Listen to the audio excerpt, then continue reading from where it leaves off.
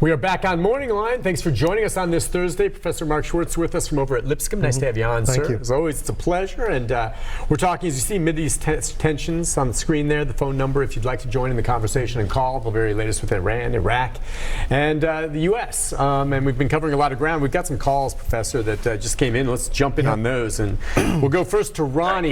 Hey, Ronnie. Good morning, Ronnie. Good morning. I got two questions. Okay. My first question, everybody in other countries, they stockpiling nuclear warheads. I just want to know, are we got nuclear warheads? And my second question, the president's got to have some kind of secrets because there's such people blabbermouths in Washington, D.C. He could say something and they'll tell the other countries. I mean, some stuff has got to be private just for him until he gets ready to do something, and then he can let some people know. Okay. Well, you touched a bit on that. That's a slippery slope. You got to be careful. And sure, security and knowing who you share the information with is important. But at the same time, I get sick and tired of a lot of federal officials claiming national security when half the time it's covering up crap that they're embarrassed to have go public. And I just don't. I don't trust them. I don't. There is that. But this White House has also been a leaking. Oh, yeah. There have been more leaks from this White House than in a lot I can remember. And so I understand the concern there with something this, especially when there's the possibility of troops being at stake and risk of, but again, those are drones that went in there and took them out. But I understand the need for confidentiality. So your point's well taken. As for nuclear weapons, this country still has quite a stockpile. We got rid of a lot of ours in concert with Russia after the end of the Cold War, them down. But we still have more than almost everybody else. Yeah. More to destroy the planet many times over. And I think that there aren't really much in the way of other countries who are developing them. I mean, you know, North Korea has them, Israel has them, and there are some others who do as well. But really, the nuclear club is not really expanding. Yeah, in the Middle East, what is the nuclear club? You said pretty much Israel. That's it. So Iran, Iraq, no. Iran, Iraq, no. No. Both of them had attempts. Syria? Iraq is back, and Syria has had some nuclear facilities, but they have been wiped out. Okay. Other countries, Pakistan? Pakistan does have them. Okay, and has had them for several decades. They and India, between the two of them, are considered by a lot of people actually to be the most dangerous situation. Okay, and again, that's Asia, as far as, and China, of course. The big countries do have them. And you do have the European countries have Britain them as well. and France. Okay, Britain and France. Does it significantly change the profile of a country when they get nuclear weapons? And that's one reason why Iran in a good way or a bad way? Well, I would say for the country, a good way. For the country, a good way. For us, maybe in a bad way. Because the main thing that North Korea can say, you know, like, okay, there's a limit to what you can tell us to do, is because they have a nuclear capability. If Iran gets that same capability, they gain a lot of security from that. What I don't get in this day and age, with country the size of Iran, Iraq, or some of these others that maybe don't have nuclear weapons but want them, that they just can't get them. I just don't get it. I understand we try, but I mean, to get nuclear fission and you know the uranium that you need, maybe. But I mean, I just find it hard to believe that a country with a lot of resources, if they chose just to spend it, can't have a nuclear weapon if they don't want one. Well, if they want one, rather. It's that, for one, the technological capability has been widely available for a really long time. The downside of it is that it attracts the attention of places like the United States and even China in that kind of situation. And we would get really involved in it because we don't want them to have those capabilities. So it brings a bad thing down on you as well if you do. And so there are trade-offs to that. I mean, okay, we can develop a nuclear bomb, but if we make ourselves a pariah... Yeah, what do we get for that? Because I mean, Iran, you know, they're being hammered by economic sanctions. It looks like it's going to get worse. Is a nuclear bomb worth it to them? Yeah. Because there are so many protests that have gone on in Iran in the last several months because of economic problems that the regime may say, well, do we want to stay in power or do we want to risk a popular revolution versus, well, let's get a nuclear bomb. Yeah. I mean, who's the bigger threat, their own people or the United States? I gotcha, Or a combination of those two things. And the sanctions can be a real factor. All right, let's go to Reverend Fuzz. Reverend Fuzz, good morning.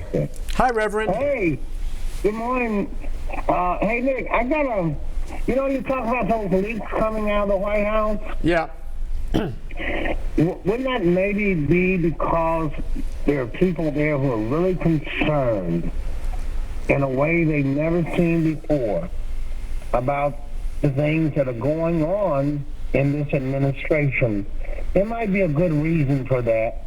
The other question I ask is, your guest appears, I listen to a lot of this, and I'm not saying he is, but he appears, his answers seem to sympathize with the Trump administration of making excuses for the way the administration is handling things. I think there are like 200 nations in the United Nations. I'm guessing that number around. It could be 3. I think it's 200. Why wouldn't something like this be handled, and why can't the world get those nations to be united and to address the kind of rogue threats to world security that we're talking about and ask them to respond? I don't see how we're safer, because I've had neighbors come talking about, Reverend, did you hear they got an $80 million hit out on President Trump? Wow, somebody's going to take that. So our world can't be safer. Of all those millions of people it looked like who were at that funeral, those people there are people there who are angry, who don't trust America. They'll go rogue against the Iranian nation. The government of Iran can't tell them. They got this religious fervor. They think Americans are fools or whatever. Just a few of them are like that. And it doesn't take the whole nation to be angry at us. Just one bad apple can corrupt a whole bushel of apples. So those are some of my thoughts. I don't think the nation is safer.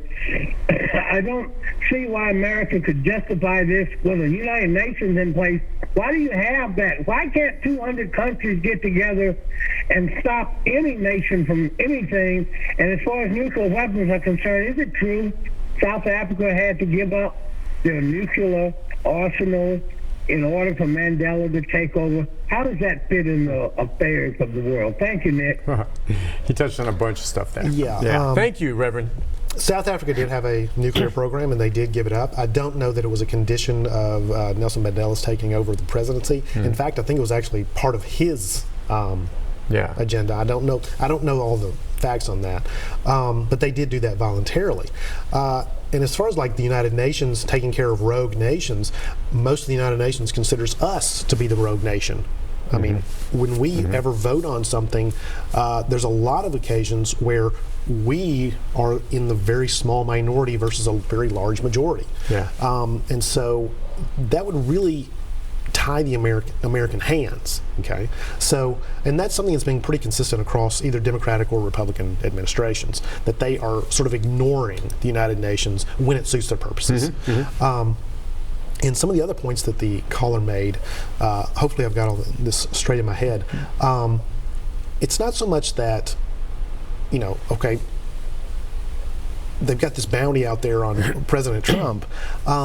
Well, we had a big bounty on Osama bin Laden, and we were a nation of 300 million people who really despised him for what happened on 9/11, and he was able to hide out for about 15 years. So I'm not really sure that bounty is really much more than again, saber rattling. And that's all that is. It's not going to really make any difference there, but the world is somewhat safer. See, and that's where the debate is. I know Mike Pompeo, the Secretary of State, said as much.